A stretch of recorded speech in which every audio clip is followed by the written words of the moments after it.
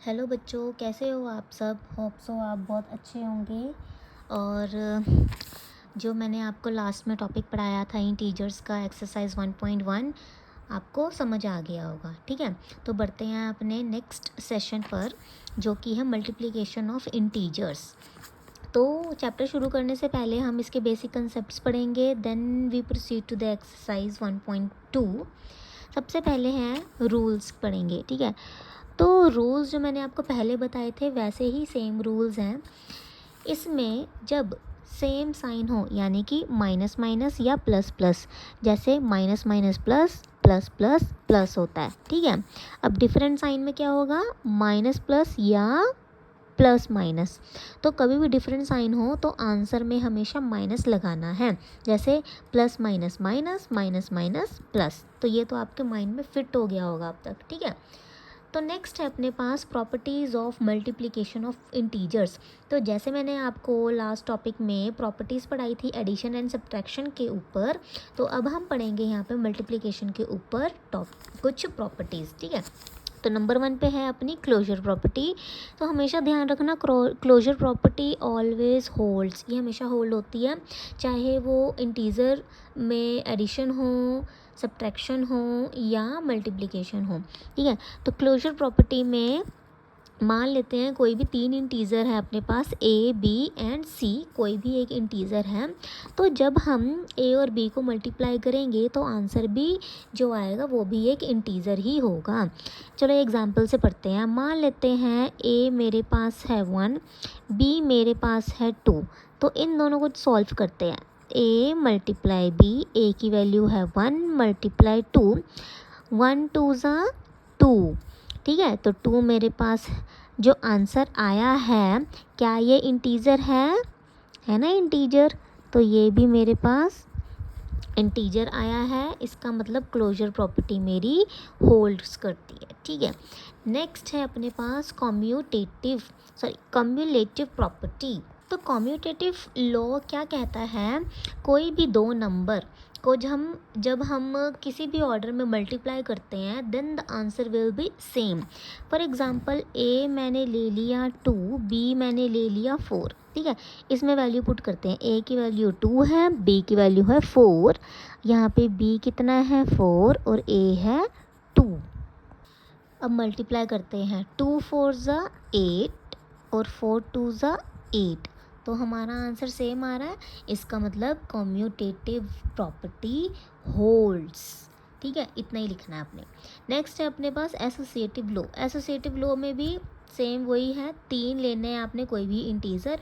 मान लेते हैं ए बी सी, मैंने 3 इंटीजर ले लिए, ब्रैकेट चाहे आगे हो चाहे पीछे हो but answer will be same. ठीक है, तो अब यहाँ पे मैं एग्जांपल से ही समझाऊंगी आपको। मान लेते हैं ए की वैल्यू हमने ले ली 2, बी ले लिया हमने 3 और सी ले लिया मैंने -4। एक टर्म मैं माइनस की लेके समझाऊंगी आपको।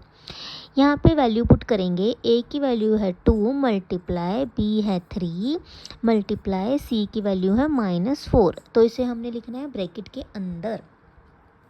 तो इसे हम पहले करते हैं सॉल्व। 2 3 ज़ा 6 मल्टीप्लाई -4, तो ये मल्टीप्लाई हो रहा है तो आपने मल्टीप्लाई करना है। 6 4 ज़ा 24, यहाँ पे आपको माइनस दिख रहा है ना, तो माइनस लगाना है। ठीक है बच्चे, अब हम करेंगे अपनी दूसरी साइड को सॉल्व। तो यहाँ पे इक्वल्स टू का साइन डाल लेना। यहाँ पे देखो ए की वैल्यू है 2 मल्टीप्लाई बी है 3 मल्टीप्लाई सी की वैल्यू है -4। तो ब्रैकेट बड़ी लिख लेती हूँ। 2 मल्टीप्लाई 3 4 ज़ा कितना होता है 12 होता है। यहाँ पे माइनस साइन दिख रहा है तो आपने माइनस को स्किप नहीं करना, वो भी ज़रूर लगाना है।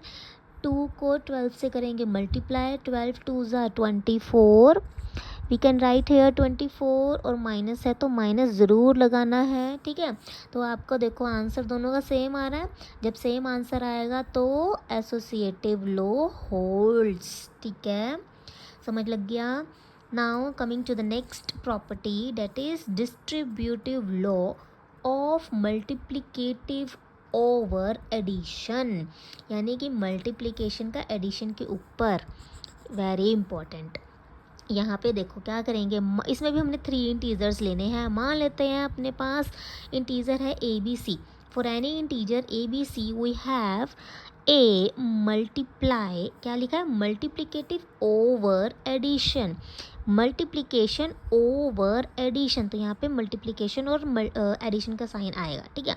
देखो A multiply B plus C is equals to, यहाँ पे देखो पहले ए को करना है बी के साथ मल्टीप्लाई, फिर ए को करना है सी के साथ मल्टीप्लाई। ए को बी के साथ मल्टीप्लाई, बीच में प्लस है तो प्लस लिखेंगे, और ए को करना है सी के साथ मल्टीप्लाई, ऐसे फिर ऐसे। अगर बीच में प्लस है तो प्लस लिखेंगे, माइनस आएगा तो माइनस लिखेंगे, डिपेंड ऑन दिस एडिशन है कि सब्ट्रैक्शन है, ठीक है। तो इसमें भी मैं आपको एक एग्जांपल लेके समझाऊंगी, सिंपल एग्जांपल। ए की वैल्यू 2, बी की वैल्यू 3, सी की वैल्यू 4। अब यहाँ पे पहले सॉल्व करते हैं। ए की वैल्यू कितनी है 2 multiply B is 3 and C is 4। तो मैंने आपको एक बोर्ड मास रूल बताया था, जिसमें सबसे पहले तो होएगी ब्रैकेट सॉल्व, अगर ब्रैकेट है तो 3 + 4 आ रही है ना ब्रैकेट में, तो कितना आता है 7। तो यहाँ लिखेंगे हम 7, और 2 को 7 से मल्टीप्लाई करेंगे कितना आएगा 14, 2 7 = 14। Now coming to the other side, यहाँ पे देखो ए की वैल्यू कितनी है 2 मल्टीप्लाई बी की वैल्यू है 3 प्लस ए की वैल्यू कितनी है 2 मल्टीप्लाई सी की वैल्यू कितनी है 4, ठीक है। यहाँ से वैल्यू देख के हमने पुट कर दी। अब बोर्ड मास रूल के अकॉर्डिंग हमें क्या है, ब्रैकेट सॉल्व करनी है। 2 3 = 6 प्लस 2 4 = 8, 8 और 4 को अब हमने क्या करना है ऐड, कितना आ गया 14। तो दोनों के देखो आंसर सेम आ रहे हैं ना। सेम आने का मतलब क्या है, distributive law of multiplicative over addition holds, ठीक है। तो ये प्रॉपर्टी भी होल्ड करती है। Now come to the next property, multiplicative identity. Very very important है ये मल्टीप्लिकेटिव आइडेंटिटी में आपने ये कहना है, किसी भी नंबर को अगर हम 1 से मल्टीप्लाई करते हैं तो आंसर हमारा सेम नंबर ही आएगा। फॉर एग्ज़ाम्पल, ये मैं आपको बाद में समझाऊंगी क्या लिखा है मैंने। मान लेते हैं मेरे पास एक नंबर है, मान लेते हैं एक मेरे पास नंबर है 5, ठीक है। 5 को चाहे मैं ऐसे लिखूं, या 5 1 ज़ा लिखूं, या 1 5 ज़ा लिखूं, आंसर तो मेरा 5 ही आएगा ना बच्चे, है ना। तो किसी भी नंबर को जब हम 1 से मल्टीप्लाई करते हैं तो answer will be same number itself, ठीक है। तो हमने क्या कहा, A 1 multiply A is equals to A multiply 1 is equals to A itself for any integer A, यानी कि कोई भी नंबर हो सकता है, कोई भी इंटीजर हो सकता है, नेगेटिव का भी हो सकता है, पॉजिटिव का भी हो सकता है, ठीक है।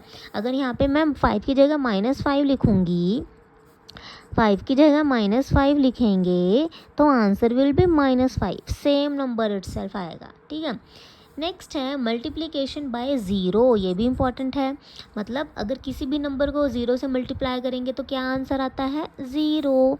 तो यहाँ पे मान लेते हैं 0 को मैं 5 से मल्टीप्लाई करूँ, या 5 को 0 से मल्टीप्लाई करें तो आंसर क्या आएगा 0, ठीक है। कोई भी इंटीजर, फॉर एनी इंटीजर ए के लिए।